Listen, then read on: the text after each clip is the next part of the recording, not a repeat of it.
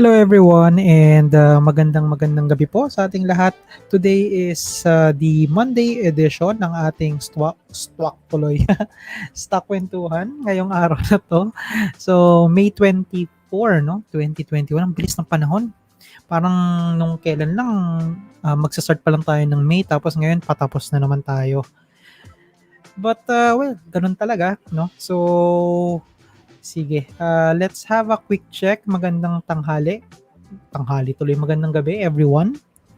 Check lang muna tayo sa comment section. Batiin natin yung mga bagong mga kasama natin dito na as early as 7:20 nasa page na agad, no? Nag-aabang. Yan.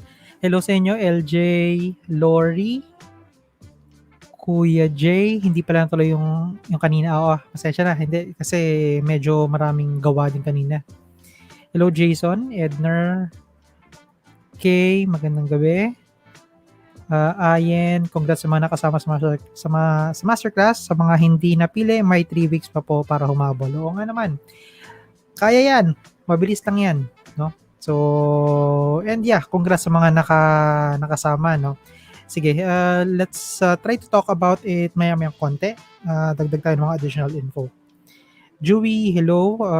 Louie, magandang gabi. Otolone, magandang gabi rin sa'yo. Last day offer ni Monday Nissen, were you able to watch investor review on the IPO? Okay. Hindi ko pa napapanood. No? Although nakita ko siya nag-pop up sa notification bar ko, pero hindi ko pa siya pinapanood totally. No? What's your take on their estimate of about 3 to 6 months waiting period for traders before trying to enter? I'm not a big fan of putting up a date, no? Especially mga 3 to 6 months, mga ganyan. Not really a big fan of that. But most likely meron naman siguro silang reason, no, why they said that. So siguro it's a good idea to review and check, no? Para at least, di ba, ma-inform din, especially kung halimbawa na plano mong bumili ng Monday Nissen, di ba? So, ayan. Hello, Alfred. Good evening. Romel, Gon, Christopher, Doha 2011. Bago to. Hello sa'yo. No Sleep, magandang gabi. David, Regine, JP, Connie, James, sino ba? Yumir, Rowena, Tessie, Drew, MJ, Tessie, Jaime, BJ, Alex, Lance, Vernon, Joshua, and Jean. Ayan. So far, ito pa lang naman. No? Ayan. So, magandang gabi sa inyong lahat. I hope nakapag-dinner na ba? Hindi ko rin alam eh. Kakatapos ko lang, kumuha lang ako quick snack. Tapos mamaya na lang ulit yung kainan afterwards. No? Teka lang Inom lang ako. Buti nakakuha ako ng konting tubig ngayon. Ayan. Okay. Sige. So, it's already 8:10, no? Gusto ko na magsimula na tayo. Pero, syempre, before that, technical check muna tayo, guys, no? So, kung malinaw naman ang sounds talaga. Yung reception natin, yung internet, yung music, or basically basta rinig ako, no? I'd like to know your thoughts. Pa-press naman ako ng number 2 kung malinaw ang lahat. And then magsisimula na tayo, no? Yan. Okay. Sige. Ayun. Maraming salamat. Yun. Thank you. Sige. Okay.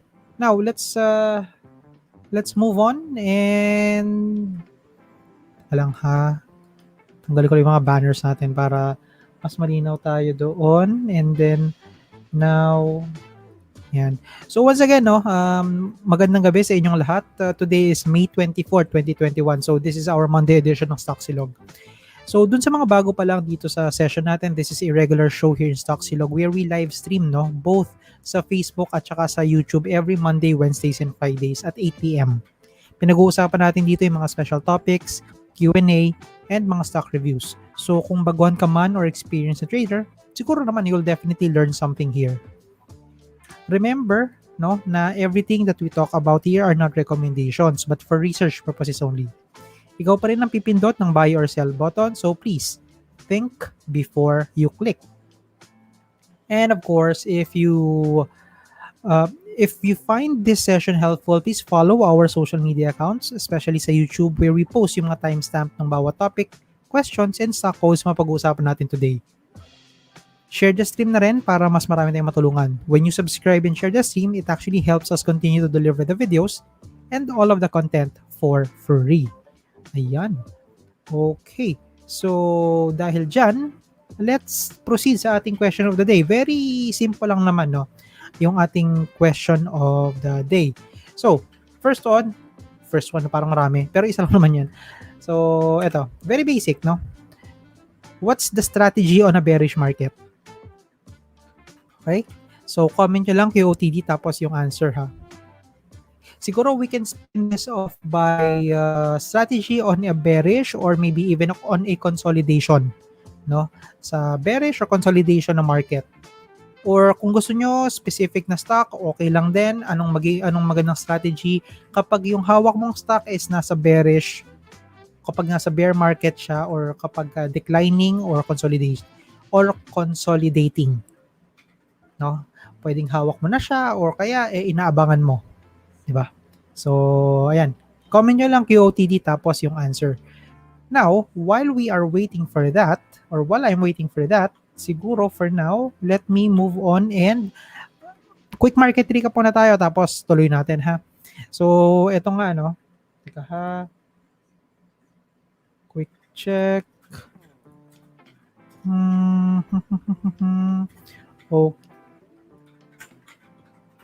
Okay, dokie. So, our market kanina, no, PSEI was down by 34 points or 0.55%. Yan yun. So, we closed at 6,164.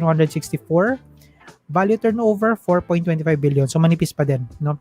The decliners are leading, 127 versus 79 na advancers, tapos 40 lang ang unchanged natin ngayon. Once again, pagdating sa foreign, we are net foreign sell of about 270 million. So, medyo may kalakihan pa rin, no? Now, on our top gainers and losers, as we can see here, top gainer natin kanina was CLI, no? So, nag-rally siya 13.93%. Actually, nakita ko to nag-20+%, diba? If I'm not mistaken. Umabot siya ng 20 ba or 18%? Hindi ko lang maalala.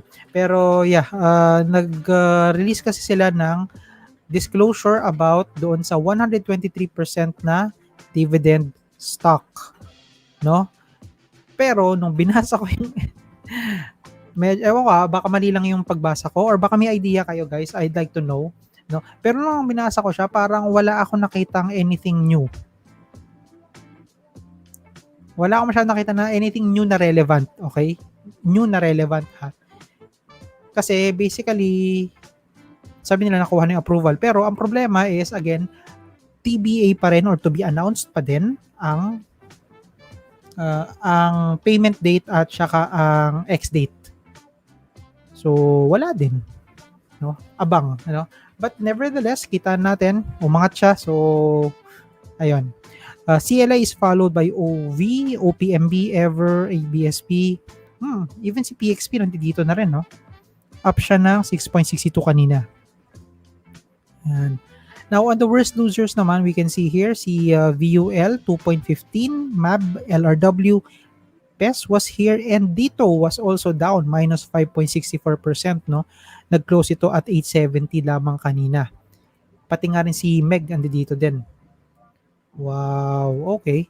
Pero dito ako mas na medyo nanlumo, no, kay dito kasi akala ko magtutuloy-tuloy na siya noon nung lumilipad pa siya, or at least nung yung isang single candle na nag 20+% siya, no? Unfortunately, hindi rin naman nag-materialize or hindi nag-progress. Yan. Sino ba? So, MVC, Lopez, Land, BSC, LODE, pati si Chelsea andito rin pala. Oh, well, that's life. Yan. Sige. So, yun. Those are the situation kaninang tanghali ng Lunes. Now, let me go back sa ating comment section. Tapos, tingnan natin kung anong mga kaganapan ang meron dito. Yan. Okay. Saan ako mag-start? Medyo mahaba-haba na rin pala to, no?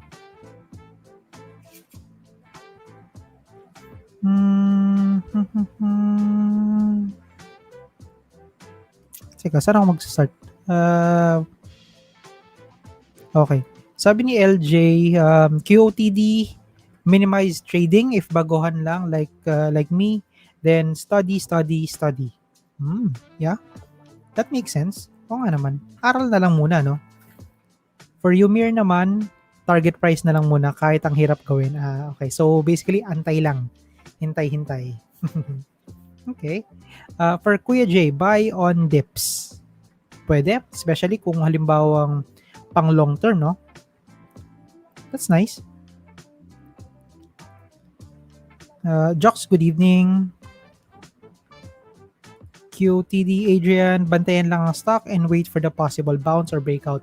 Trend is your friend. Yep, I definitely agree with this one. Trend is your friend. No, so wag kakalabanin ang trend ng market dahil kakainin ka lang nito ng buhay. Medyo ilang beses na to nangyari sa akin personally.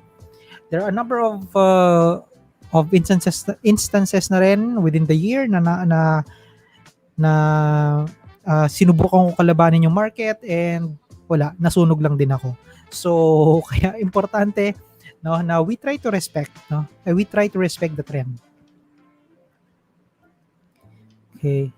So, sabi ni Auto Loan, trade only outlier stocks or breakouts for traders, no? Accumulate with good fundamental activity, improving stocks for long-term investors. Yeah. Definitely, this is a good advice, no? For clear naman, good funda and future hold lang. Pwede. Oo nga naman, no? Kesa man sa pasakitin mo yung ulo mo, then might as well. Diba? For SG Wash, be conservative on setting price targets and take every price surge as an opportunity to sell. 2 hanggang 5% gain is better than no gain at all. Also, the main goal for me is capital preservation during a bear market. Okay, that's nice, no? At least kahit paano, you try to preserve your capital. And once na makapag-reverse na yung market, then that's an opportunity, diba? Na makabalik na on the game. So, nice. Teka, papost ko nga pala ulit. Baka, saan yun? Ayan. Okay. Sige. Next. Sabi ni Kay, buy on strong support, kaya lang minsan nabubutas. Yes. Nabubutas talaga kasi nga, di ba? Pagka masyadong malakas ang bearish na ang mga bears versus the bulls, there's a good chance na mabubutas yung mga support. That's why it's important na hanapin yung maayos na support and then wait for that bounce, no? Wag kalabanin ang support dahil dito nagkakaroon ng ubusan. For Jox, technical analysis, wait for the reversal. Yeah. Yep. For no steep naman, nag-start na po ako mag-accumulate via small amount. Parang alkansya lang ang style. If may hawak man ako pang average down. Okay. Yeah. Yun yung mga classic example nung nung mga pang long term na strategy. No? Accumulation. Kasi yun naman talaga yung, for me, yun yung purpose, no, ng isang long term, especially kapag ka dividend. no? Ang main objective is not really price appreciation, bonus lang 'yon, no? Yung pinaka-target talaga doon ay yung accumulation, pag-accumulate ng maraming shares, 'di ba? For Romel, be selective sa stock picks. If not sure of which stock to trade, it would be better to be on a cash position. Yep, I agree with that. Be selective, huwag laging maghahanap ng trade. Kasi minsan talagang wala ka makahanap na trade. And wala ganun talaga. For Christopher, swing trade based on price action and support and resistance for traders. Buy on dips naman ng mga investors, preferably blue chips. Yep, I agree with that as well. Parang yun yung nagiging nagiging trend no nung mga at least yung mga nababasa ko no, more on accumulation during the conso or bear market o kaya buy on dips, 'di ba? Okay. Si Lori naman iwas lang muna no. And look for a better or uptrending stocks. If it's for long term then buy on dips. Yep. For David, I will watch my technical analysis. If no sign of rebound, wait lang until the time na meron ng confirmation to buy. Yes. Yun yung magandang isa sa magandang strategy, no? Na kumbaga wait lang. Antay-antay. Parang vulture lang na nag-aabang ng prey niya, di ba? Si Joshua naman, follow plan. Yep. For JP, tingin sa next... Wow, okay. Tingin sa next stocks, tapos close din, hanap na lang ng iba if may BP. Ito talagang tama. In reality, if may BP, average down. Okay. Yep. Pwede. Sino ba rito? Teka lang ha. For Jolo, wait for the stock to bottom, then wait for a clear uptrend. If bibili on a bearish market, mas better kung bibili by portion. Like 20, 30, then 50. Okay. Based on the kung magkano man yung budget, no? So portioning 20, 30, 50. Pwede. Nice. For Timothy naman, personally accumulate dividend stocks. No use in trying to fight the trend. Yep, I agree with that.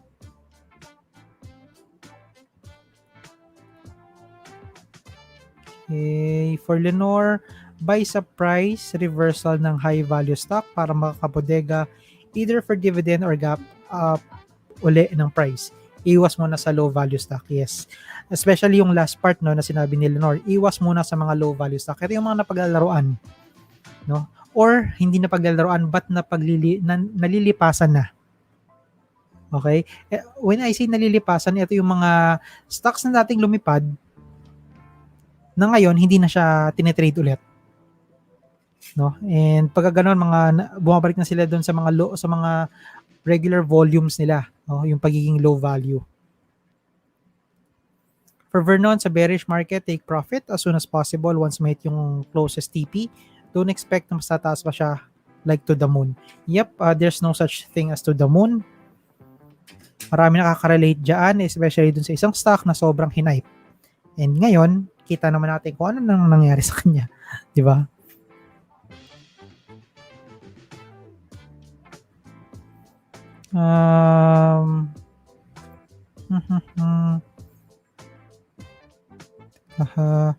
Sabi ni Gon, dagdag na lang sa mga dividend stocks or long term. Yep.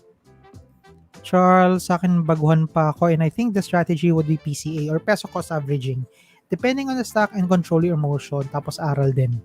Okay. Yep. Even ako, no? I'm still using PCA, ha? Especially dun sa mga pang long term ko. I still do that. And I'm not ashamed to admit it.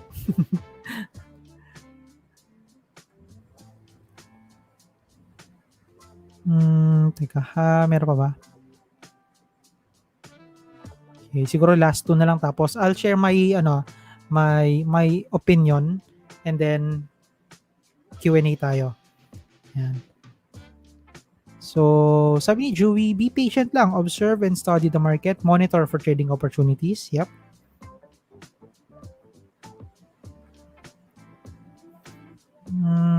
Gary, maganda siguro mag-alaga ng stocks ngayon related sa oil Kasi parang boring mga galaw nila. Yeah.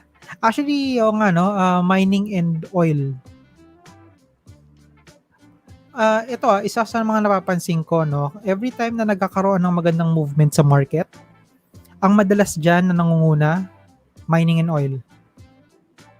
Yun nga lang, kapag nagkakaroon din ng bearish sentiment sa market, sila din yung mauuna. Mining and oil, 'di ba? So, sila yung parang grupo or sector na matindihan kapag interesado sa kanila yung ano, yung market. Pero matindi rin kung magbagsak kapag sakaling nawala na yung ano, yung sentiment sa kanila.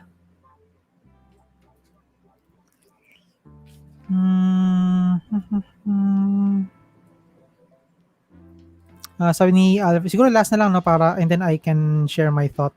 Kapag nag-green na yung stock, treat everything as a bounce.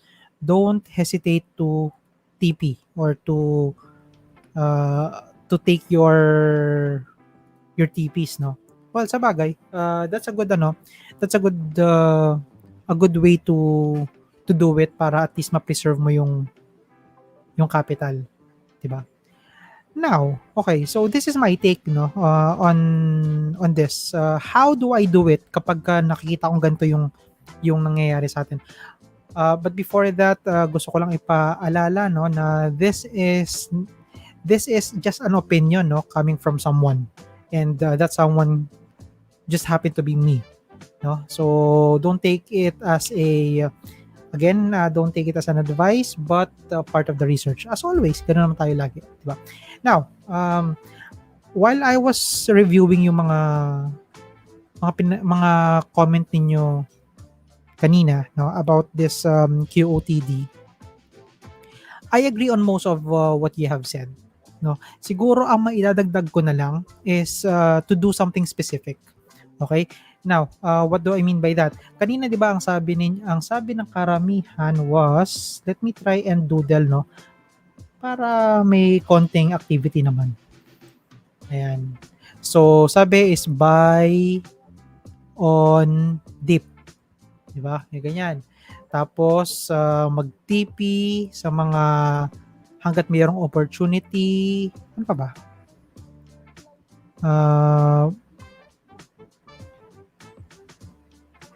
Ayun, buy on dip, tapos wait for the reversals.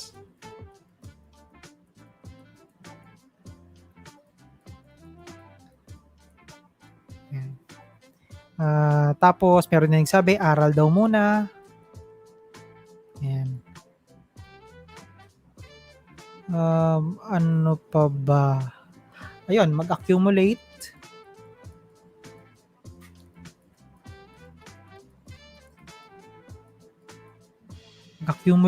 So ayan, no, basically ito yung mga madalas na natin na papakinggan. And yeah, I would agree with that. Now, some additional, no, from my end. Okay? So if you are going to be on a cash position, ibig sabihin by on a cash position, that means na magsisell ka muna ng ibang mga holdings mo and then only retain yung mga medyo maganda pa yung potential. Di ba? So that means from your 100% laman ng portfolio, then maybe the total value will reach about 50%. So 50% cash, 50% stock possession. No? Example lang yun, it's not a guidance, but as an example. No? Now, that's totally okay. Okay? And then wait na lang, no, na kung kailan magkakaroon ng reversal sa market. Now, when we say reversal, ano yung mga clue, no, na we can identify para at least makita natin na okay, may pwedeng reversal na to. One of them is, kasama yung pen ko. One of them is volume. In several market rallies that I have seen, no, volume yung pinaka-notorious. Okay? Kaya kung napapansin niyo, 'di ba, whenever I do market recap, I always highlight yung volume natin. no? Kasi yung volume, yan yung magbibigay sa atin ng information na okay, there are people or there are investors coming in, or there are or those investors are going out, di ba? So as an example, sabi ko before, no, ang ating average nung nag-start yung year is nasa around 8 billion, sorry. Teka, inom lang ako. So 8 billion. But then right now, we are just averaging around 4 to 5. Okay? Now, ano yung magandang sign na yung volume natin could be, na yung market natin could be reversing? Obviously, syempre, kung we are talking about volume, then that means there should be an increase in volume. Diba? Now, on PSEI, given na 8 billion yung dati, ngayon nasa 4 to 5 billion lang, then we should start something small. How about seeing the market in the, siguro, let's say, 2 to 3 straight days, not 6 billion? This could be a start. No? Kailan to mangyayari? Obviously, hindi ko po alam. Okay? Now, gusto ko lang siyang i-highlight para at least you have something to think about and abangan para doon sa hinahanap natin na reversal. Okay? Now, another tip. Okay? So, labas na tayo sa volume, ha? Another tip. Now, let's say for example, you are already on in a position na, let's say, cash position ka na. So, nag-aabang ka na lang. Anong gagawin mo? Diba? Dito pasok yung iba't ibang mga pwede mong action na gawin. Na ang main objective is how you can be prepared or how to prepare you once this reversal happens. Okay? What are those preparation? Sabi nga, di ba, aralin mo muna bago pumasok. Then, let's use this one. Aral muna. So, habang naghihintay, aral. So, ano pag-aaralan mo? Mag-aabang ka ng news, ganon. Hindi po. Okay? Although maganda na mag-review ng mga news, ng mga catalyst or anything, my main advice here would be to do back testing. Okay? Do back testing.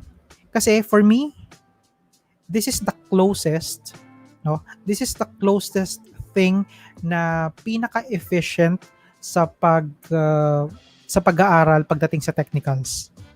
Back testing. Okay? Actually, may best pa dyan. May best pa. No? Pero baka ayaw nyo pa siyang gawin. No? This is just, for me, this is the second. So, what is the first? The first is trade.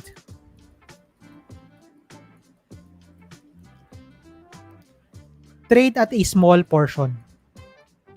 Okay? Actual trading. Ibig sabihin, bibili ka talaga ng stock. And iti-trade mo siya. And then, kung paano mo ginagamit yung technicals mo, doon mo siya i-apply.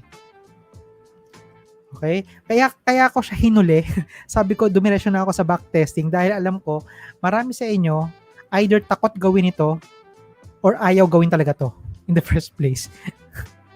Okay? So, ayan na.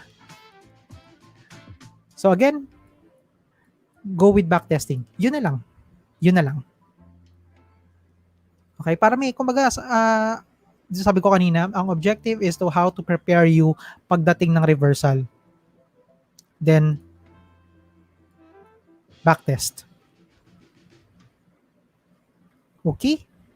So, ayan, those are just 2 tips, no, na siguro I can share to you for today, no? So again, number 1 is wait for the reversal.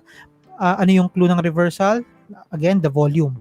Okay? Now, while waiting for that volume to happen, ewan ko kung kailan, then practice, no? Do backtesting.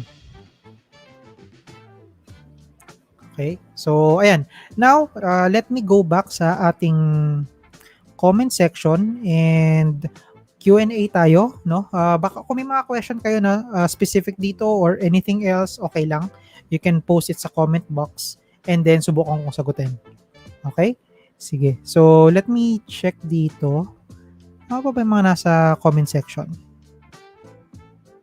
Sabi ni Lawrence, no, question, which among the blue chips have the potential to gain the most pag dumating na ang vaccine? To gain the most. To gain the most, parang they are almost equal eh. Kasi when you ask that question, ako ang unang pumasok agad sa isip ko anong mga sectors ang magbe-benefit doon sa kapag ka nandiyan na yung vaccine? The easy answer to say is lahat ng sector affected. Okay? Kasi that is a positive sentiment, no? Pero looking at each of those sectors individually, we have banking, we have financial, we have holdings, we have mining and oil, we have the services. Parang walang nagsa-stand out sa akin, no? Pagdating sa at least sa ngayon wala pa nagsa-stand out sa akin, Lawrence. Kaya my take there is lahat sila actually, no? And for me, ito yung nakikita ko na magiging main driver, no, ng pinag-uusapan natin kanina na reversal. Okay. Sabi ni Timothy, regarding CLI, di sila makadeclare before ng dividend dates because they needed the increase in authorized capital stocks. Now that the article of incorporation have been amended and approved, available na ang stocks for issuing as dividends. Possible price movement in anticipation of dividend ex date. Okay. This is a really good really good analysis. Thank you, Timothy. I do really appreciate this. But yeah, I agree. No, o nga no, mayroon nga palang increase ng authorized capital stock doon. Hindi ko na alala yung part na yun. Okay. Now, siguro another comment ko dito will be, no, siguro I get the reason why pwedeng umangat yung isang price ng isang stock because of the sentiment. Kasi for me, I can still see this as a sentiment based. No, yung nangyayari ngayon kay CLI, yung paglipad niya kanina. Okay? Why? Kasi I'm not sure with you guys pero when I look at pag tumitingin ako ng dividends, no, specifically yung stock dividend, kapag that is more than 50%, to be honest, kinakabahan ako. Let alone 123% ni CLI, no? Kasi ang na-foresee ko diyan is the price of the stock will definitely 80 to 90% sure ako babagsak yan, no? Kasi hahabulin niya yung pagdoble nung dividend eh. Just try to look at what happened with the Macro Asia way back last year. Sa kanya 30% lang yon 30 ba 20%. Pero nakita natin yung presyo niya bumaba ng around 18 to 20%. 'Di ba? Tapos another example na I recall was it DMC or SEC? Yung nagbigay ng 400%.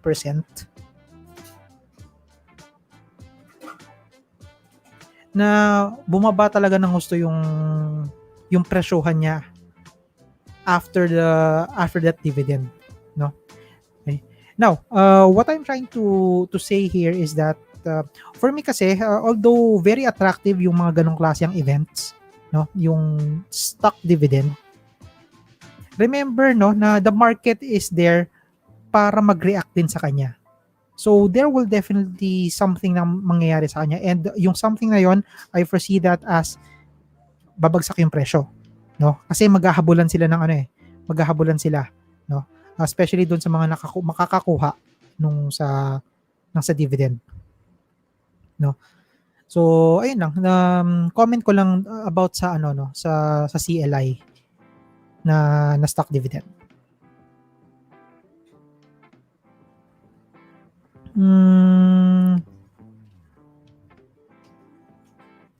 Saan na ba ako?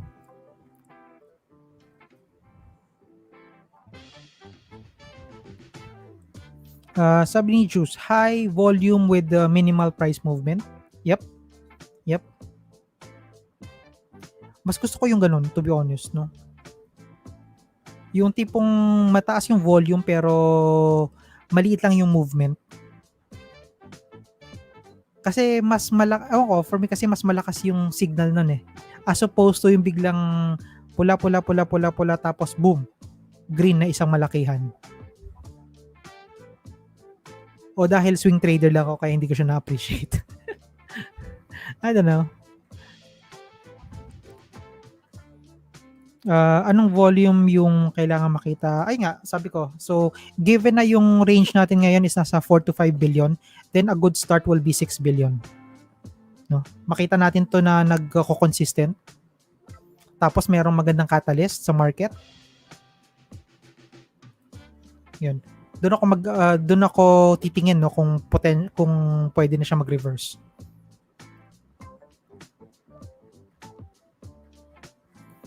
Kapag sinabing high volume sa stock, okay na ba ang 1M? For me, at least 5 million. At least 5 million. Paano po mag-backtest? Uy, magandang question. Oo nga pala, no? Ngayon ko lang na-realize, marami pala sa inyo ay walang prime. Sa Investa lang kasi siya meron, unfortunately. Pero pwede pa rin namang mag-backtest, no? Yung nga lang medyo mahirap siyang gawin pagka imamano-mano. Sige, ganito. Let's have a backtesting session siguro this week. Turo ko sa inyo kung paano ko ginagawa yung backtesting. We've done it before, di ba? Nagsiset lang tayo ng specific na rule tapos titingnan natin yung rule na yon kung kaya ba niyang masustain yung rule or kung ano ang magiging effect ng rule na yon doon sa particular stock. So let's have that siguro session. No? Good thing nakakuha ako naka-prime ako sa Investa, so we can definitely try that. Sir, paano mag-confirm sa mga gusto mag-participate sa masterclass? Well, first of all, you need to be a top fan. Kung sa Facebook ka ha. Actually, pinost ko naman yung 3 ways, diba? So, Facebook top fan. Sa YouTube is mag-select ako ng mga nasa live. No? Tapos, pangatlo is through some special events. No? Special events. So, may mga papagawa ako or may mga itatanong ako and then kung makaka-join kayo doon, then I'll be selecting some winners. So parang ganun yung mangyayari. Jeremy, saan po ako pwede mag-base after 2 hammer candlestick? Possible dip po ba ito?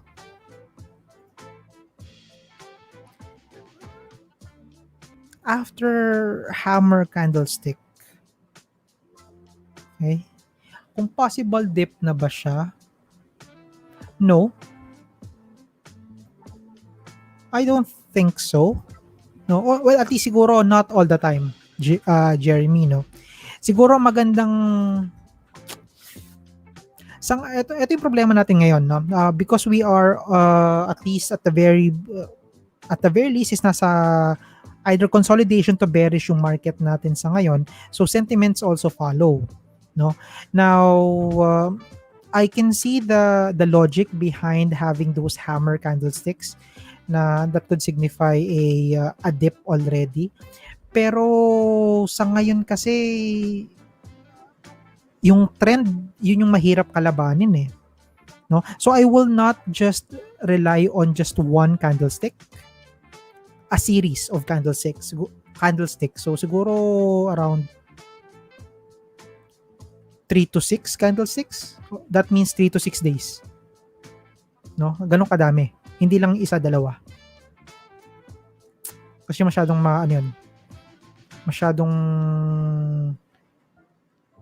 masyadong konti. For D-King, is it still safe to say to hold on a stock if your percentage loss is about 40%? I'm a long-term plan and still believe in the stock based on its fundamentals. Okay. Well, King, no, you have already answered the question. Kasi kasi usually, no, if I have paano ko ba? Teka lang. Clear out ko lang to ha para ayan. Okay. So, for me, no, if it is a short term na trader, 40% down, this is too much. Okay? That's too much. What I would do there, hindi ko titingnan yung chart, hindi ko titingnan yung presyo. I'll sell. Matic. No? Why? Kasi, again, short term tayo ha. I know long term yung sinasabi mo, pero gusto ko lang i-discuss ito. For short term, no? Why? It solves two things. Okay? Number one, it takes away the stress. Imagine you have a port, meron kang, kunwari, 5 hawak, lahat yun green, tapos may makikita ka, isa naka 40%. It's demoralizing. Okay? So yan, that's one of the main reason why I will cut it. Now, the second is, of course, this means kasi pagka meron kang minus 40%, that means wala kang, tawag dito, wala kang trade plan.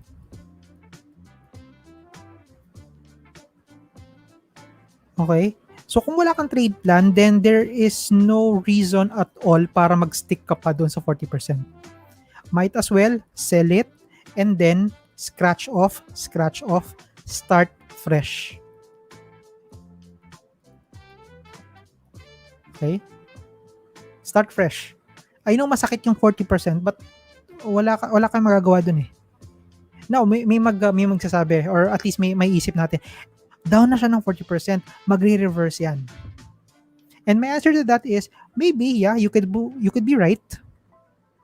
Pwedeng tama ka. But what are the chances? You have been wrong for the longest time. Suddenly, bigla kang tatama. Parang, di ba? So again, start fresh. Kung halimbawa ang tingin mo magre-reverse talaga siya, confident ka, then start fresh, cut, and then buy ka sa baba. So you have started fresh, di ba? Ayan. Now, how about for the long term? If you are a long term, if you find it na long term, again, if I try to quantify what long term is, that means for me, 5 years or more plus. Ayan. 5 years plus. So 5, 10, 15, 20 years. If you think na that yung fundamental nung stock na hawak mo is good for 5 years or more than that, then of course, buy the dips. Buy the dips. Accumulate. Di ba? Especially kung high dividend siya. Okay? So, yan. That will be my general advice siguro or general guidance, no? Pagdating sa trading, short-term, long-term, and then minus 40% ka on a particular stock. Okay. Okay. So, having said that, so tapos na tayo sa masterclass session. Pero yeah, isa ito sa mga magiging topic natin, no? On the masterclass. So, ayan. Sorry, medyo napahaba guys, pasensya na talaga. Kasi I find this very, very important na i-highlight natin dahil marami nalilito kung anong gagawin sa mga stock na hawak. This particular example might be minus 40%, pero what about 20%? What about 15%? For me, everything beyond 5%, this personal rule applies. Yan. Faye, ano po yung backtesting and paano siya ginagawa? Very quickly lang hindi tayo mag-backtest pero papakita ko lang siya sa inyo. Ano ba yun? Saan nga ba siya? Ayun, so backtest. Let's do backtesting. Ayan, okay. So sa backtesting kasi you go back in time basically. Yun. You just go back in time. Ano ibig sabihin nun? Let's say, let's take, ano ba? Si CLI. Kailan? Let's say, ano ba ngayon? May 20, May 25 siya, di ba? Oh, April 25, 2021. Gusto ko bumalik ng 2017.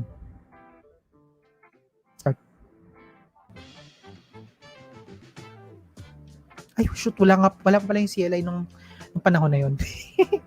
Sorry naman, end ko na to. New tayo. So, Meg. Yan, okay. So, this is backtesting. Kailan to? April 21, 2017. No? So, dito ka magka-plot ng mga series of technical indicators mo. For example, ganito gusto kong gawin. So, this is my resistance. Tapos, this is my support. This is my support. Ano mangyayari the next time? So, we go to... Ano ba yun? Asa yung next? So, bumili ako for example today kasi I'm anticipating a breakout. Ano mangyayari? Kikita ba ako o hindi? Then, I'll go next. Yun. Next. Dito mo makikita how the prices flow into the system. No? Tapos, dito mo rin masasabi na, okay, so yung ginawa ko palang plot nung resistance ko was actually a good one. No? Kasi kumita na ako. Ano mag-sell? So parang ganon. Dito mo siya matetest. Okay? So this test tawag na backtesting. Back dahil bumalik ka sa before ng times. Testing dahil tinetest mo yung strategy na ginagawa mo. So that's backtesting. Okay. It's already 8:53. Pasensya na, napahaba na naman yung ano ko ha. Yung Q&A natin. Siguro for now, gusto ko move forward tayo. Doon tayo sa stock reviews na lang muna sa ngayon, no? Okay? Para at least mabigyan natin ng daan ang mga gustong makarinig ng mga opinion about charting. Okay? So, let me check. Ayan, sige. Pero before that, before tayo mag-move on, as usual, technical check ulit tayo. So guys, if gising pa and okay na tayo to move forward, pa-type naman ako ng number 5. Number 5 sa comment box. Just wanted to make sure everything is still okay. Malinaw pa, hindi ako na-delay or something.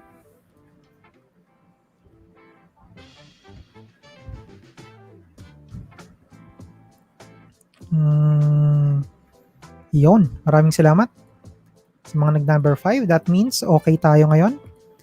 Ayan. Sige. Okay. Having said that, sige, you can already leave your stock code below tapos yun ang pag-uusapan natin. No? And again, syempre, while waiting for that, ayan.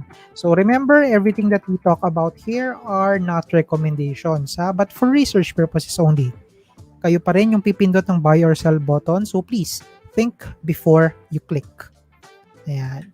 And then, syempre, if you find this session helpful, please follow our social media account. So, like, comment, and share dun sa mga mapa YouTube ka man or sa Facebook, kahit saan. So, like, comment, and share lang para at least kahit paano baka sana makatulong tayo dun sa iba pa na gustong matuto responsibly, yung hindi mapapaabot sa hype.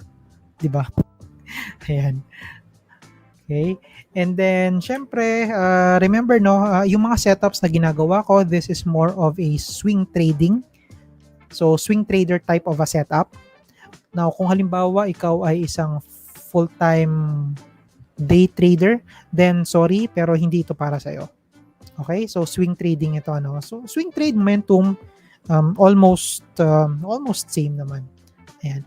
Time frame ko is usually several days to a few weeks, no? Minsan months pa nga. Umabot ba ako ng year? Yes, umabot na rin ako ng year, no? Kaka-hold. But yan.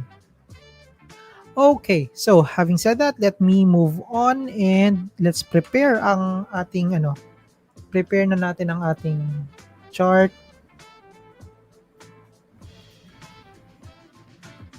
Ayan. By the way, curious lang ako.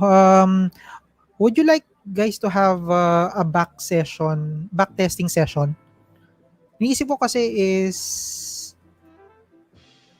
isa sa mga, kasi di ba we have 3 days ng StockWentuhan. Maybe we can use one of those days and then we'll discuss more about backtesting. Okay. If you would like to have that or if you agree na magandang idea na mag-backtest, siguro pa-comment naman ako ng siguro para lang alam ko ha na ito ay para dun sa backtest. Backtest, yes. Yun na lang, backtest, yes. If you agree, no? Backtest, yes, para ayan. Okay? Sige. Now, let me go back. Set up ko. Ayan. And then I'll check na lang yung yung comment section about the backtesting. So for now, wow. Ang dami na agad. Hihi. Mukhang hindi na naman tayo matatapos ha, pero sige lang, game tayo diyan. Okay. Sige. Okay, sige. Simulan natin kay CLI since siya yung una kanina. Yan. So CLI, no, this is already a 52-week high. Actually, this is also an all-time high. Tama ba? Yes, this is an all-time high for CLI kanina, no, at 6.87. Now, as we recall, pag sinabing all-time high, then wala itong resistance. Okay, ibig sabihin, walang target price so far, no? Pero at the same time, pagka walang resistance kasi, pwedeng lumipad yung stock hanggat saan niya gusto. No? Pero wag naman magsabi ng to the moon. Yung tipong from 6 pesos lilipad ng 1,000 pesos. So wag naman yung ganun. Let's be practical, let's be kumbaga, let's be realistic, no? It's a hopeful thinking na lilipad siya ng 1,000. Syempre, sino may ayaw nun? Pero, kumbaga, let's go back to the reality of things, okay? Wag masyado tayo maging exage. Okay. Now, what I should do kay CLI, kung meron akong hawak na CLI, I'll hold, syempre, no? Especially na kung interesado ako for the dividend.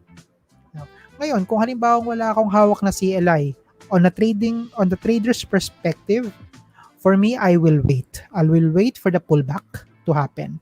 No? Kasi this is already the breakout candle. No? So, while this is good, I usually buy on the pullback. No? Hihintayin ko na medyo bumaba pa siya ng konti, no? Para makapag-take profit yung mga gustong mag-take profit. Siguro yung mga nakabili dito below 620.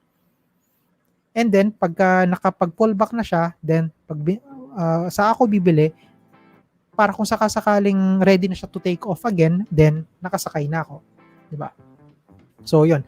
That will be my take on CLI. That is applicable on any breakout candles. Okay? Breakout candles na, especially sa all-time high. Next, pa. Ano nangyari kay pa? Okay. So si pa tumatambay dito sa 160, 165 na support. So range ko is 165 hanggang 320, no. So several days na siya nandiyan, no. At least nakabalik na siya, nakaangat na siya ulit. That is good news for pa. Kung meron akong hawak na pa, I'll hold. Okay? I'll set my cut loss still at 165.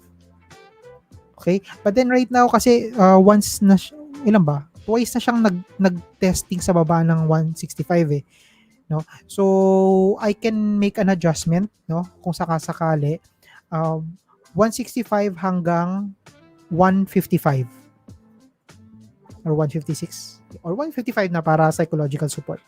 So 165 to 155, That will be my threshold for a potential cut, no? Kung sakasakali.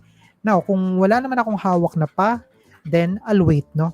Hintayin ko siguro 2 to 3 more candles and candle na above 180. Yun yung gusto ko makita, no? Para at least that will signify na ready na siya to bounce. Okay? Next, IMI. Yun. So, ito naman kay IMI, medyo kabaligtaran nung kay PA kasi kung kay PA, nagtumambay na siya sa support, si IMI, wala. Nabasag yung support mismo. And right now, it's trading at 867. Okay? Tapos, malapit na rin siya doon sa MA200 line. Okay? Kung meron akong hawak na IMI, siguro at this time, I'll hold. Hold muna ako, no? Pero, the moment na mabasag, itong 840, 8.40, then hard cut loss na ako dyan. Okay? Now, kung wala naman akong hawak na IMI, then I'll wait. Hintay ko lang to, no? Pag nag-bounce, then that's good news, no? Pero hindi pa ako papasok. Saan ako papasok? Pag umangat siya above 990. Okay? Why? Kasi it's a good thing na magba-bounce siya dito sa MA200. Yun nga lang ang problema is yung resistance, immediate resistance niya na 990 still in play pa rin. 'Di ba? So might as well added conviction na lang, wait for the breakout, wait for the bounce.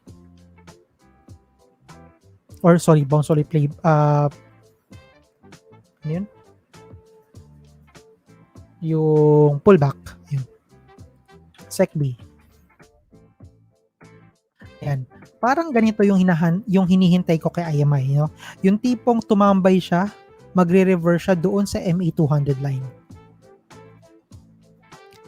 Kaya I always try to emphasize na yung MA200, this is the, kumbaga everything boils down to this particular moving average na kapag nabasag, delix, no? Pero pag nag-bounce, stronger. Okay? So, ayan. Kung meron akong hawak na SECB, at this, yun nga lang, nagkaroon ng engulfing candle kasi dito eh. No? Sorry, engulfing pattern. Okay. Anyways, sige. Going back, no? Kung meron akong hawak na SECB, I'll hold. I'll set my cut loss at 114. Kung wala akong hawak na SECB, siguro hintayin ko rin siya, no? Na ang ganda ng candle na to kanina, yung pullback niya na to. Yung long wick niyan, ang ganda niyan. So, either ganyan ulit or hintayin ko na medyo bumaba siya at 114. Or another setup is I'll wait for this 125. Okay. Mon, SEB.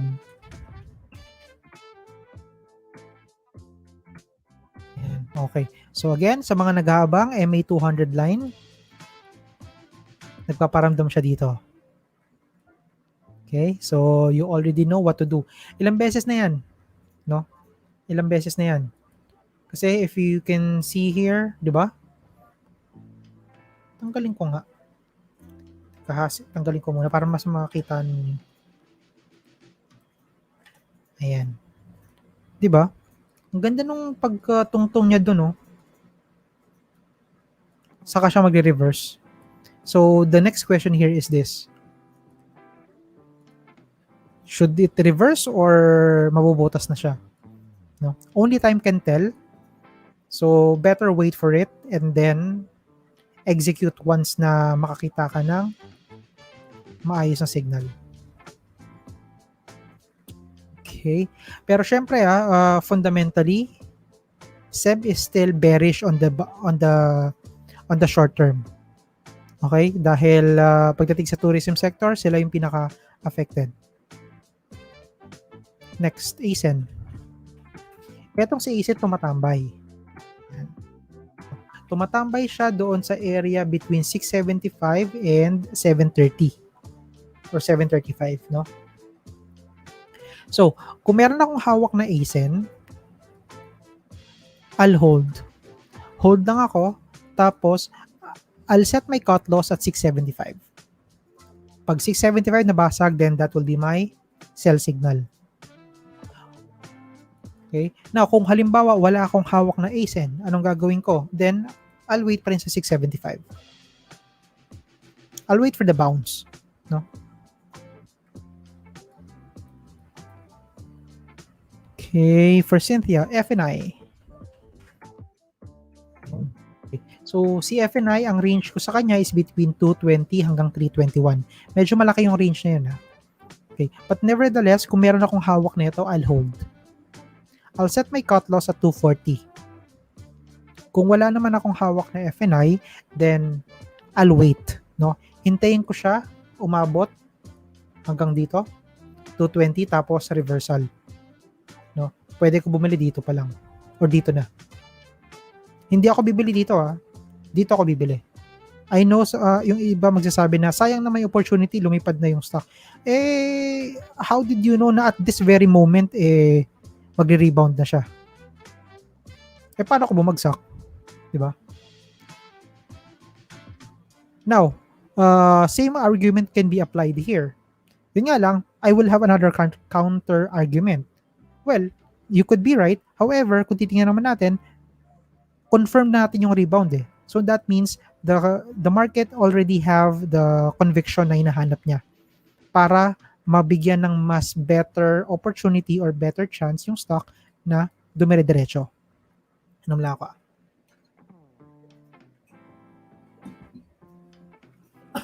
Ayan. Excuse me. So, ayan. Kaya yung sinabi ko. Diba? ABA. Yun lang for ABA. Saan to? Ganda ng reversal niya dito, no?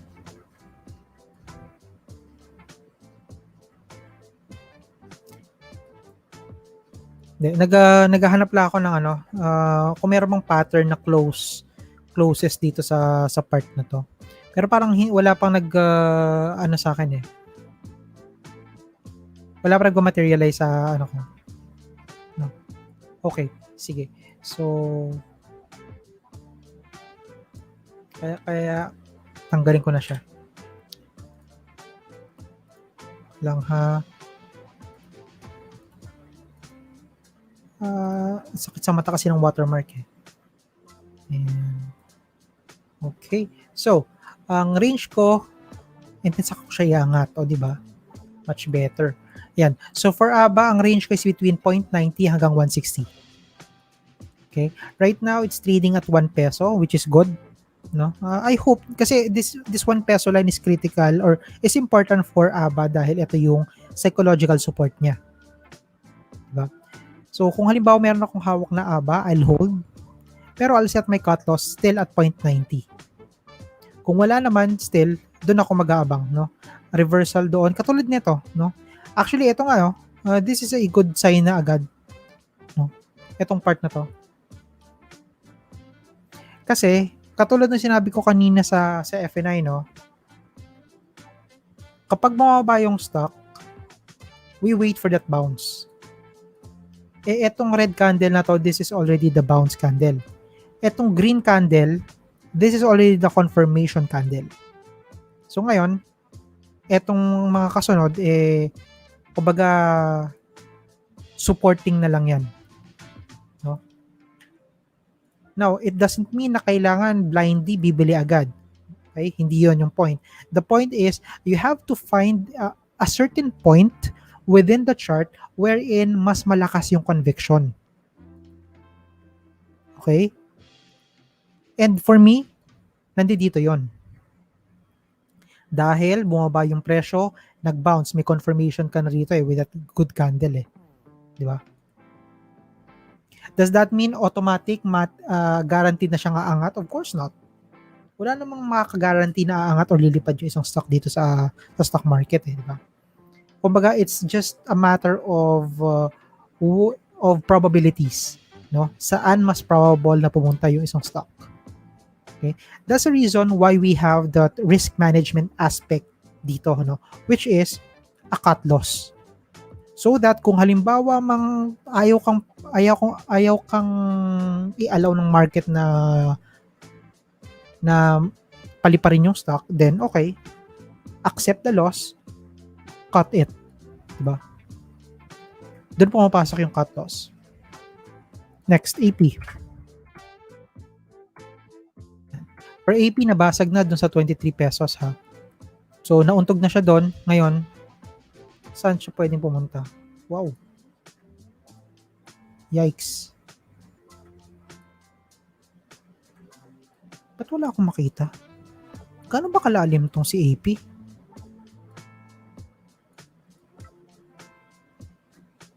Yun lang. 2140, 52-week low is 2110, which is eto. Okay. So for AP, no, at this very moment, dahil downtrend yung stock, I would try to stay away muna sa kanya on a short term. Okay, kasi potential to, no, 21.1 or 20 pesos baka umabot. Pero again, syempre, doon sa mga nag-aabang ng reversal, then watch out for this 20 to 21 for a potential break reversal. David, CNPF. Ito si CNPF, ang ganda ng galawan na itong lokong to, no? 52-week, all time. Okay. So, ayan. Ito yung sinasabi ko, no, na kapag ka ang isang stock ay nag-all-time high, there is no resistance. Kaya kita natin, di ba? Dire-diretso lang siya sa pag-angat. Yun nga lang, ang medyo kinakatakot ko lang dito is of course, sobrang stiff nung pag-angat ng presyo kay CNPF. Okay, so ingat dyan sa mga ganyan, no? Kasi although wala siyang resistance, but then again, baka magkaroon na yan ng mga, alam yun, mga paunti-unting take profit. Katulad ng nangyari dito at nangyari dito. Okay, so ayan. For Karen, FGEN. Si FGEN bumaba di ba? Ayun, nabasag na rin yung 2980 sa kanya.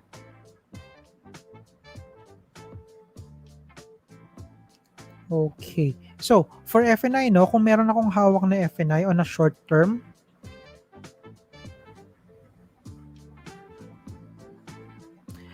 aabangan ko siya tomorrow kung halimbawa, anong gagawin niya dun sa 2980. Papanik ba siya or hindi? No? Titingnan ko. Pag siya hindi pumanik bukas, then I'd do the cut loss na agad. Kung wala naman akong hawak na FNI, then I'll wait. Hintayin ko siya sa 28 pesos. Okay. Converge. Yun lang. Si Converge. Mukhang nagbigay siya ng fake breakout signal. Paano ba yung fake breakout signal? Ito siya. Okay. So, una mo na mangyayari is magkakaroon ng breakout. Diba? Nagkakaroon ng breakout. Kaya ako nasasabi na always wait for the pullback. And very important yung positioning ng pullback. Kasi hindi ka lang basta-basta pwedeng basta may pullback, bili agad. No. Yung pullback kasi, it must be still above doon sa breakout point, which is 20 pesos. Unfortunately, hindi siya nangyari. Instead, nag-close out pa siya sa baba. Below 20 pesos. Okay? Now, ang pwedeng mangyari dito is that baka magtuloy-tuloy siya. Okay? Dahil again, nabasag ulit yung na-breakout niya kanina. Yung na-breakout niya nung Friday na price point. No? So, pwedeng bumalik siya sa 1920. No? Okay? Now, kung halimbawa wala akong kunwari may hawak akong converge, then tomorrow critical yung magiging next candle. If the next candle is still below 20 pesos, then I will consider profit taking kahit partial. Kung wala naman akong hawak, then still abang ko, no? Abang ko. Kung halimbawa bumaba siya ng 1920 o kaya baka naman magbigay siya ng another green candle. Then on that green candle, that would be a very interesting one, no? Pwede ko siya maging entry point actually. As long as above 20 pesos. Okay. Next. Lands. Sorry, ang bagal ko talaga mag-explain. Kasi, pasensya na guys kasi ganito, no? I always try to make sure I explain in detail kung bakit ganun yung iniisip ko. No? Unlike sa ibang mga nagpapakita ng mga charts, sasabihin lang nila sa'yo, ito yung resistance, ito yung support. Enter ka dito, labas ka dito. No? Sa akin kasi, I wanted to make sure, no, na you understand the concept itself. Bakit ko siya nasabi na ganun? Okay? Para at least, paglabas niyo ng session na to, you can apply those learnings sa inyong mga personal stocks. Kasi I have a very, very, very good feeling na hindi ko matatapos lahat ng stock request niyo. So, might as well, I try to explain in detail kung how it works or how I can make it work para you can apply it on your own. Okay? And I hope no na ginagamit ninyo or tinatry ninyo yung mga concept na sinishare ko dito. Para at least kumbaga part yun ng learning di ba? Okay. Sana ba ako? That's converge, no? So, nickel. Nickel, ay, nagda-die down yung presyuhan ni nickel. Okay, so, para dito sa stock na to is, okay, wait lang Hindi naman siya head and shoulders, di ba? Yeah. Hindi. Okay. Kala ko head and shoulders. Hindi pala. Anyways, going back here. So, ang range ko kay nickel is 490 hanggang 635. Okay? So, kung meron akong hawak na nickel, I'll hold. I'll set my cut loss at 490. Okay? Now, kung wala akong hawak na nickel, I'll wait. Hintayin ko siya na medyo bumaba pa. No? Pero I will not ignore the fact na baka ito ay, kasi minsan hindi naman na umaabot dun sa support or sa resistant Minsan basta malapit na doon, minsan nagre-reverse na yung isang stock. No? So this could be an example of that. So siguro watch out. No? Antayin 1 to 2 days kung anong gagawin niya dito. Geo. Okay, Geo kasi is again a low value stock, no? And pero yeah, kung halimbawa nag-aabang kayo ng again ng mga MA200 plays, hindi ko lang kung hindi ako nag-coin na may mga nag-coin ng panigurado nun. Pero yeah, MA200 plays, mukhang interesting siya doon sa part na yun, no? Pero again, ingat kasi Geo is a low value stock. Imagine 300,000 lang. Okay? So, ingat. Okay?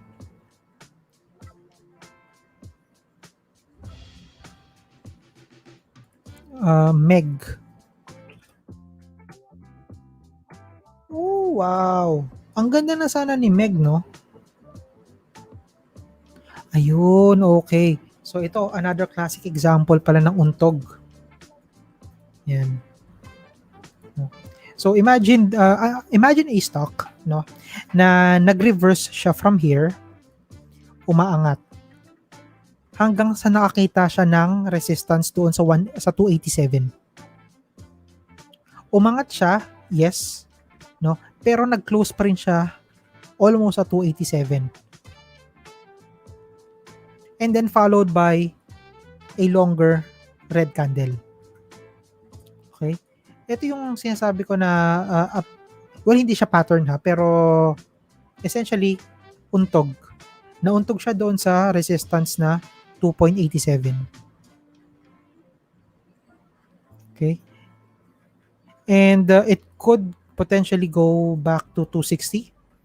I-retest niya yung 260 na support na binigay dito sa part na to. It will be interesting to see, no? Pero again, I wouldn't put my money onto Meg at this point dahil on a short term kasi it's still on ang tindi nung bearish niya, nung bearish signal niya. Pero syempre kung halimbawa nag-bodega ako, then it's a complete 360 move, no? Na instead na lalayuan ko siya, this could be a really good candidate for long-term reversals. Okay. RRHI tapos sa CLI, so GMA7. GMA7, ito. Mukhang nagko-consolidate siya dito sa area na to, no? But I hope na kaya niyang mag-break. Kasi nag-breakout na siya doon sa 880 nung nakaraan. And kung mapapansin natin, di ba? Higher lows na yung ginagawa niya. Okay? So kung meron akong hawak na GMA, I'll hold. I'll set my cut loss at 880. Kung wala naman, I'll wait. No? Hintayin ko siya na mag-bounce, 880. Actually, yung next candle na to dapat maganda na siya. No? Yan. Tapos target ko is 10 pesos.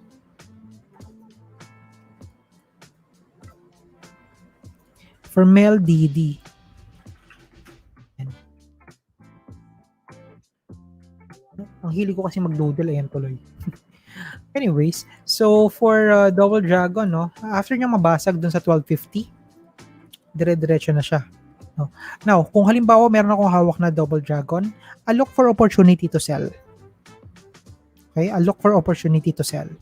Now, whenever I look for opportunity to sell, I look for a green candle. It should be a green candle. Kasi magbibenta ka na nga lang ng palugi, might as well, di ba? Look for that green candle na kesa naman sa ibibenta mo pa siya ng kulay pula. Okay? Kung wala naman akong hawak na DD, I'll wait. No? Hintayin ko siya, baka umabot pa siya ng 11 pesos. Or, I'll wait here. No? Full reversal, at least with added conviction pa dahil nakabalik na siya above its previous support. Okay, for Louis, Atlas Mining, yun. This is a very interesting stock, no? This is a very interesting pattern kasi kung mapapansin natin, nandoon na siya sa support. What will it do next? No? So, the next siguro 1 to 3 more candles. 1 to 3 candle would be crucial para kay 80. Kung mag-hold ba talaga itong si 727. Kasi kung hindi, then alam na. 727 or 725?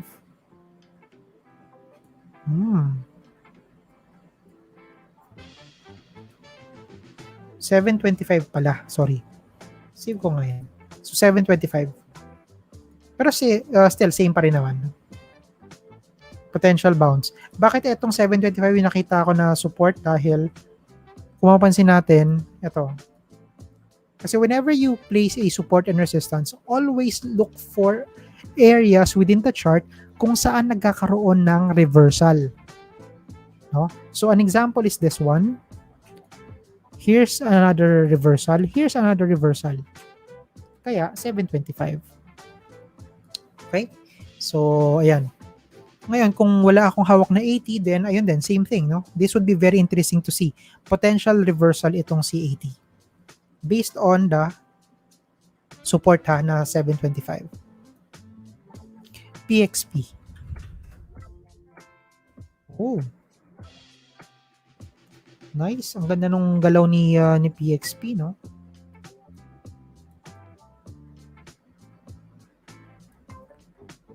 Ito yung dahil dun sa no? Dahil dun sa malampaya ni ni Dennis. Okay. One thing that struck me here on this particular chart is, although maganda yung reversal niya, no? Yung pag-reverse niya from 620 or 6 pesos, kung mapapansin natin, ando doon na yung MA200 line. Medyo delix ito dahil kung mapapansin natin, kanina, umabot siya ng doon sa MA200. Pero, na-pushback. Nauntog siya doon sa part na yun. Okay? Yung gantong klaseng wick, kung meron ako nun, kung meron ako hawak na PXP, this is actually a take profit signal na for me.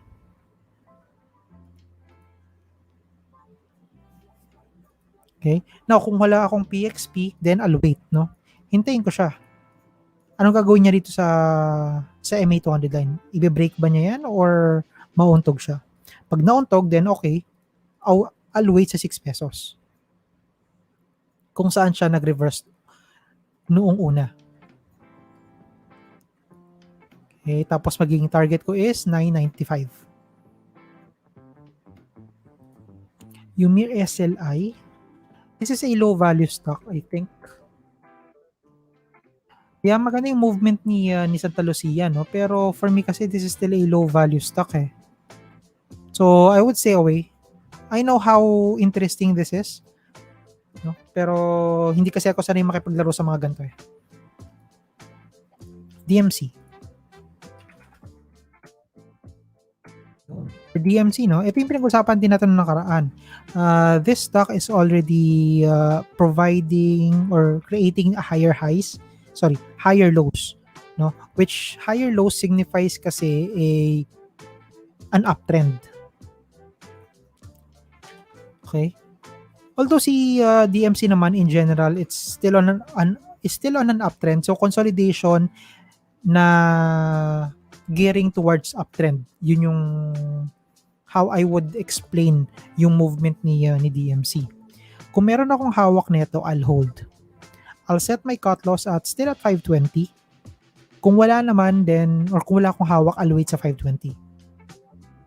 Okay?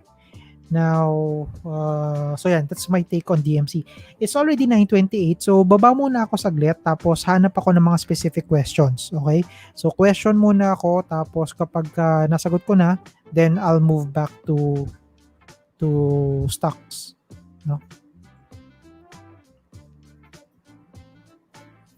Katulad na to, sabi ni Kuya Jay, any thought on the annual report ni APL? Ano po ang epekto? Hindi ko pa nababasa, no? Sana naman may summary sila. Ito annual report. Kasi kung wala, ayoko magtagal kasi tayo eh.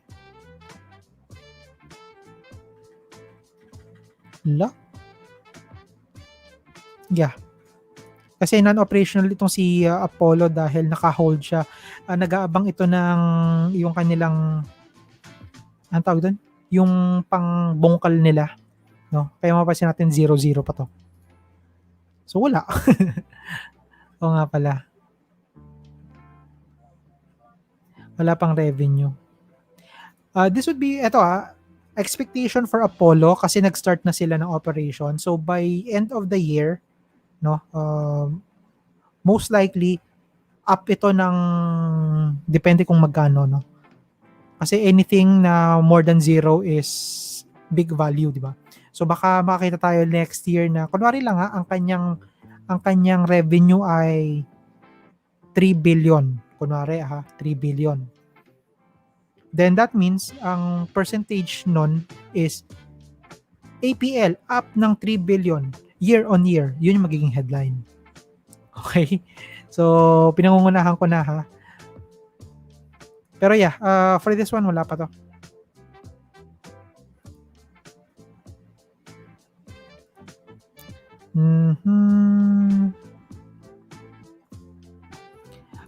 Kathy, wala pa akong nababalitaan. I've been following up consistently kay PSE. No, kaso wala eh. Hindi sila nagre-reply na eh. Ewan ko ba?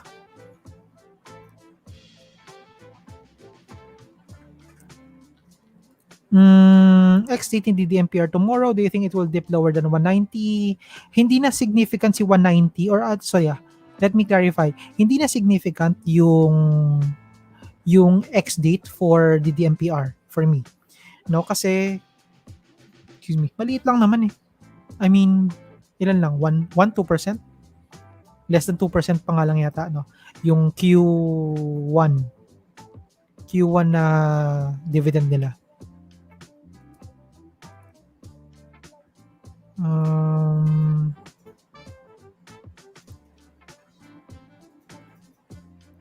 Okay, sige. Ito na. Yung mga, kasi I'm just trying to scroll down, no? Tapos nakita ko, mga replies ninyo on the backtest. Ayan. Sige. Pag-isipan ko kung kailan natin gagawin yung backtesting session. Tapos gagawin natin siya on a more consistent basis. Kunwari, MWF, so if let's say we decided na every Wednesday siya gawin or every Monday siya gawin, then yun yung magiging topic natin for every week, no? Para at least you can see how it goes. Pero ito yung masaya dito sa backtesting, ha? I will be needing your help kasi kayo yung gagawa ng criteria. Okay? Ang gagawin ko lang, i-apply lang natin yung criteria. Ano yung ibig sabihin may criteria? Okay. Kunwari, ang criteria natin is I will buy kapag yung I'll use, kunwari, FIBO, tapos every time na nag-bounce doon sa either 31.2 or 61.8, mag-buy ako doon. Tapos pag nauuntog naman na siya, magsisell ako doon. So execute lang natin yon, tapos titingnan natin how it worked, no? So ayun, I'll post ahead of time para makakuha ng mga ideas.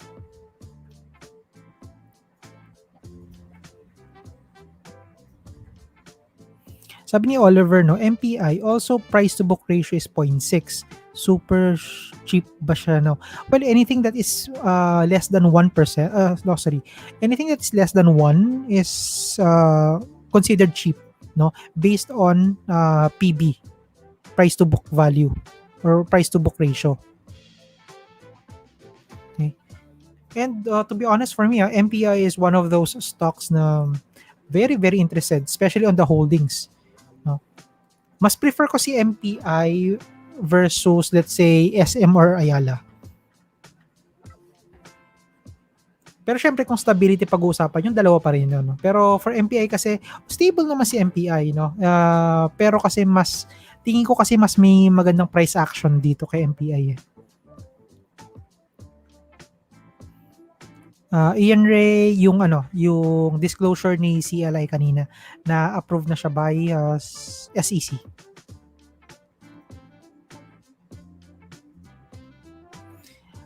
Anong reason ba't bumaba ang price ng nickel at gold? So, ayun lang. Karen, sorry, hindi ako updated pagdating sa commodities sa ngayon. So, sorry, hindi ko masasagot.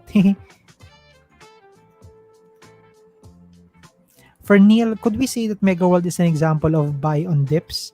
Accumulate good fundamentals, think long term?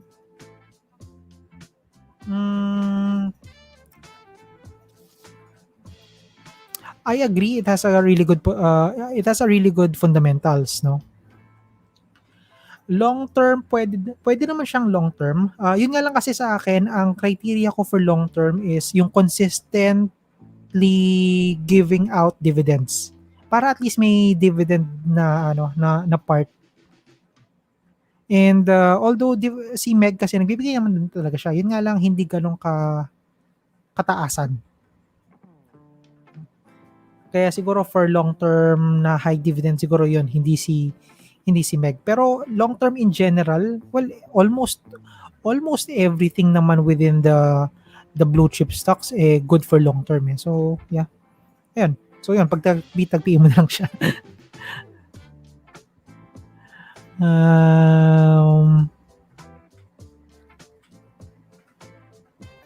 Ian Ray, paano po masasabi na uptrend ng isang stock? This is a good question, no? Number one, you can easily spot it naman during the chart, di ba? Madali lang siyang makita, no? Pero sa akin, kung if you would ask, so for example, ito, DMC. This is a an uptrend stock. Kasi it gives me a higher lows. Nasaan yung mga lows na yon? Starting here, ayan. Nagbibigay siya ng higher lows. Kumbaga yung mga low end of the candle is higher than its previous low. Okay. Now, siguro another tip na I can give is look for the MA200 line. If it's above the MA200 line, then that is already considered as a an uptrend, while kapag nasa baba is downtrend. Okay? But then use that guidance sparingly ha, hindi all the time. Kasi there are times na yung stock is mukhang nasa baba na siya ng MA200 line, pero kung titingnan mo yung actual pattern nung trend niya, nagko-consolidation lang pala siya. Okay? Maraming ganun, especially kapag yung mga stock na sobrang taas nung nilipad. Yan.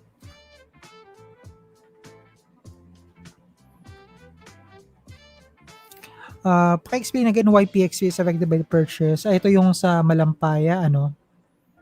Okay. The closest, kasi ganito, no? The closest na, wait lang, ulitin ko. So, Udena, di ba? Udena yung nakabili, yung actually subsidiary niya. Since si Udena ay hindi listed sa stocks, ang listed lang sa stock na related kay Dennis Uy were PHR, ito yung kanilang gaming arm. Dito, which is more on the telecom side. Chelsea is logistics. While si PXP, siya lang yung nag-iisa na nasa oil sector ni Dennis Uy. Okay? So, because of that, so sa kanya napunta yung sentiment ng market. No? So again, hindi si PXP ang bumili noong nung kay Malampaya. It's just that parang ano lang siya. Due to its relationship, no, doon sa empire ni Dennis Uy.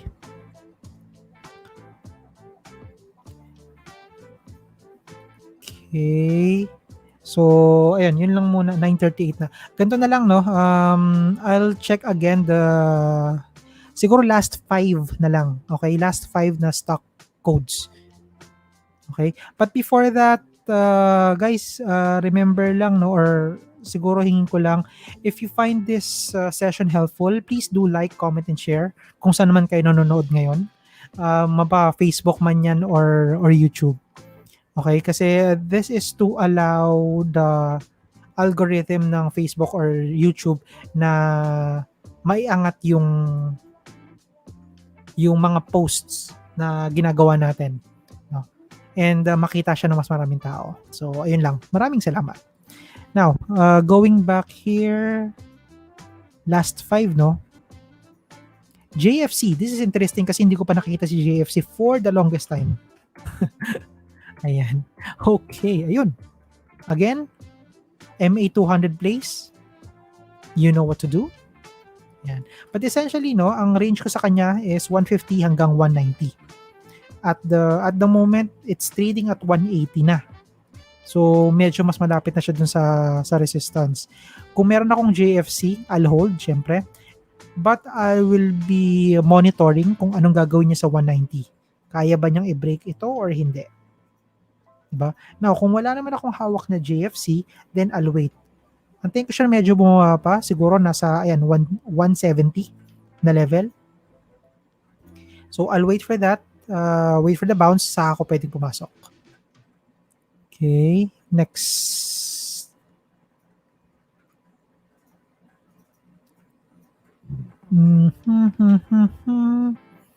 Kahit nga ako dun sa taas. Alam ko marami dun sa taas eh. Before yung mga backtest, yes. LODE. Okay, LODE, no? Yun. I do like yung formation ni LODE, no? Kasi yung 0.80, which is the support netong kay LODE, nag-hold pa rin hanggang sa ngayon. Okay? Now, kung meron akong hawak na LODE, I'll hold. Pero I'll make sure to keep an eye on 0.80. No? Kasi pag nabasag to, then magti-take profit. Magka-cut loss na ako. No? Now, kung halimbawa wala naman akong hawak na LODE, then same thing. I'll wait. No? Hintayin ko siya na medyo bumuka pa ng konti, no? Yung gap niya from the 0.80 na support. Sa taas, gap sa taas. No? So, yun yung antayin ko sa kanya. Next is Gian Irving, LRW. Nope. Pass. Auto pass ako sa LRW dahil walang laman yan. Lori, MRC.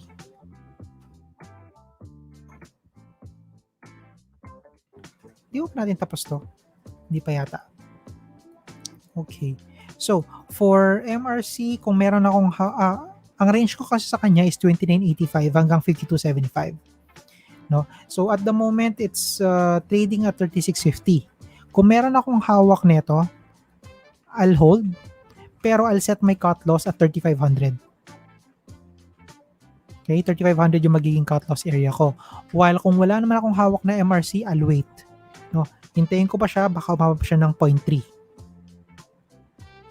Tapos on both, target ko is 50-75. So range ng 45 hanggang 52. No, yun yung magiging target price ko. Okay. Saan pa ba?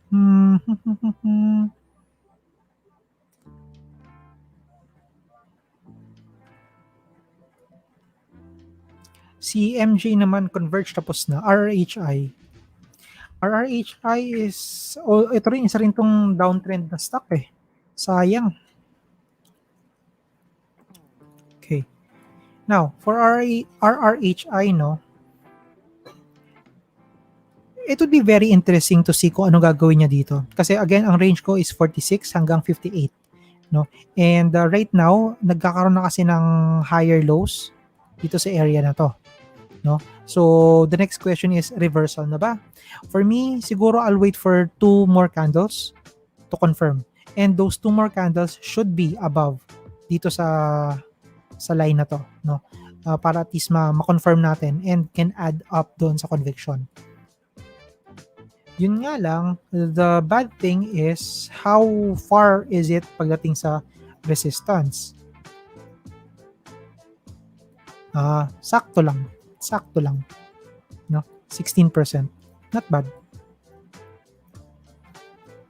Next is PHES.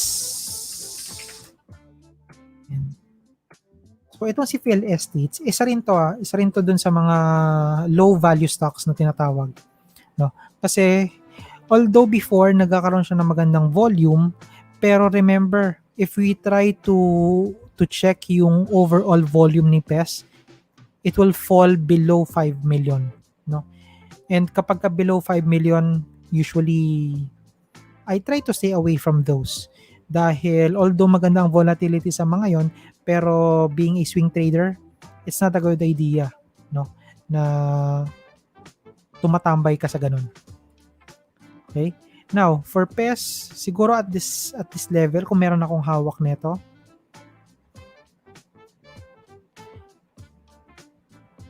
I look for opportunity to sell. No? Again, green candles yung hahanapin ko. Kung wala naman akong hawak na PHES, again, I'll stay away and look for other stocks na lang. Okay, next. Oo nga, no? Bakit hindi natin napapansin si dito? Tama ba? Hindi pa natin nagagalaw ito, no? Okay, so dito would be the last, no? Last na shot for today. Ayan. Okay. So ito yon. Ito yung sinasabi ko before na if we are trying to await ng isang reversal, no? An ideal scenario for me ng isang reversal is something like Ulitin ko, an ideal reversal for me is not like what we have seen dito kay dito. Okay? Ayoko ng gantong klase ng pattern or ng chart. No? Yung tipong bumaba yung stock, umabot doon sa support, after the support, isang malaking candle. No? Isang malaking candle. Ayoko ng ganon kasi again, 'di ba, normally whenever we look at reversals, no? We look for the final candle on the pullback, which is etong part na 'yon. Usually, kapag ito on this kind of candles, we wait for the confirmation. Confirmation na nag-hold yung support, which is typically a green candle, no? So, obviously, this is a green candle. But then the negative side of it is that dahil sobrang laki nung nilipad niya, yung momentum nawala. Okay? Some would say actually this is a good momentum na. Yeah, I would agree, no? Pero in a sense of a reversal, this is not the good sign. Mas gusto ko yung tipong reversal na ganito. After that one, bigyan niya ako ng ganito, green candle. Green candle. Ko yung ganito. That way, mas healthy yung higher lows niya. 'Di ba? Okay?